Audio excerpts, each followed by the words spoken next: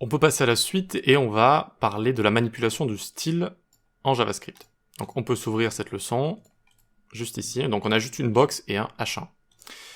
Donc on l'a déjà vu un petit peu précédemment, on va juste revenir dessus rapidement, la propriété style. Elle peut soit retourner le style en ligne d'un élément, si on l'utilise comme un getter, soit changer le style en ligne d'un élément si on modifie la valeur d'une de ses propriétés. Propriété. Donc élément.style.backgroundColor ici, donc on fait attention au camel case pour les propriétés, et la valeur ici doit être sous forme de chaîne de caractères. Attention, à chaque fois qu'on change ça, ça va changer le style en ligne, donc avec une très grande spécificité, et en général ça va passer au-dessus de votre CSS que vous avez écrit dans une feuille de style. Sauf si vous avez des mots-clés importants dans ce CSS-là. Voilà, si du style en ligne est déjà présent, ça ne le supprime pas, mais le rajoute à la fin de ce dernier. C'est pour ça que j'ai rajouté un petit style en ligne, on va pouvoir tester tout ça maintenant. Donc on prend d'abord box, document.querySelector, box, ok, et on va loguer box.style. On va voir que cette propriété est un objet, ici, avec toutes les propriétés modifiables en CSS. Voilà, aussi simple que ça. Ok, tout ce qu'on va pouvoir modifier ici. Et donc, à partir de là, je peux faire un box.style.backgroundColor. Alors, .style.backgroundColor est égal blue, par exemple.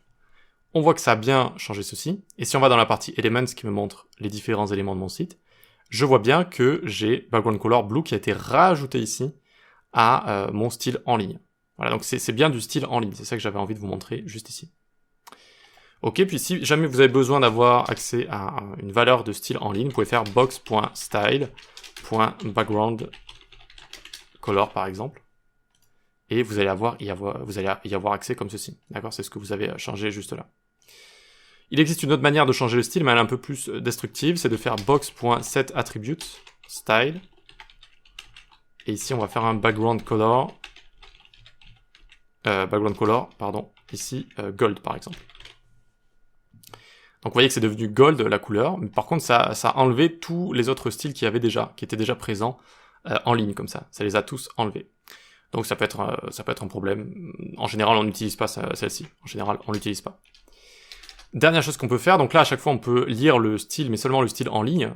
Si on parle de style qui a été écrit ici par exemple, d'accord, donc height 200 par exemple, si je viens essayer de le lire, hop, je vois que j'ai rien ici. J'ai rien parce que ce n'est pas le style en ligne. Donc pour ce faire, il faut utiliser une propriété, alors de tête elle s'appelle window.getComputedStyle de box.